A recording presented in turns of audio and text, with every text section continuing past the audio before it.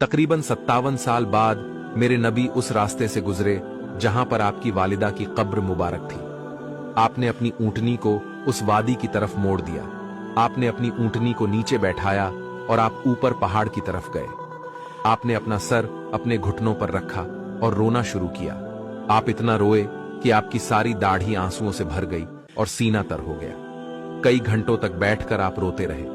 मेरे नबी दोनों जहानों के सरदार होकर तमन्ना कर रहे हैं कि ऐ मां, अगर तू जिंदा होती और देखती कि मैं ईशा की नमाज अदा कर रहा होता और तू मुझे आवाज देती मोहम्मद, तो मैं तेरे लिए नमाज तोड़ देता।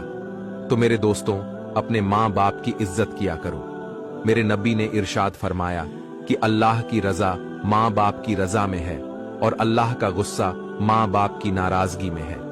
अल्लाह हम तमाम के वालिदैन की हर बला से हिफाजत फरमाए और उनकी उम्र में बरकतें अदा फरमाए।